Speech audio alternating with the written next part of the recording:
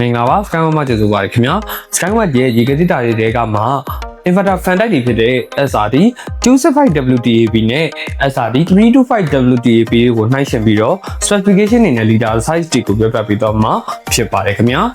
SRD 265WTAB မှာဆိုလို့ရှိရင်အခက်အခဲ62လီတာအအေးခန်း158လီတာနဲ့ total ပေါင်း216လီတာဝင်ဆက်မှာဖြစ်ပြီးတော့ SRD 325WTAB မှာဆိုလို့ရှိရင်အခက်အခဲ62လီတာအအေးခန်း218လီတာနဲ့ total ပေါင်း280လီတာဝင်ဆက်မှာဖြစ်ပါတယ်ခင်ဗျာဒီနှစ်မျိုးလုံးကliter size တွေပဲကွာတာဖြစ်ပြီးတော့ fan type ဖြစ်တဲ့အတွက် fan နဲ့ပဲလေအေးတွေကိုဖြန့်ပေးတာကြောင့်မလို့အခက်အခဲနဲ့မှာရေခဲကျိုးတက်တာမျိုးတွေမရှိတော့ပါဘူးဒီလိုဆိုရင်တော့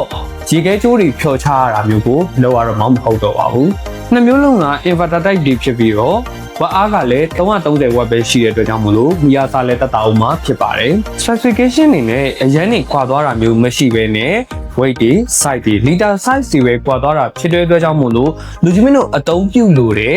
liter size တွေ space အကျယ်ဝန်းပေါ်မူတည်ပြီးတော့ရွေးချယ်ဝယ်ယူလို့ရမှာဖြစ်ပါတယ်ဒီ model နှမျိုးလုံးရဲ့ specification တွေကိုတော့ကျွန်တော်တို့ပုံလေးနဲ့ပြသပေးပါတယ်ခင်ဗျာ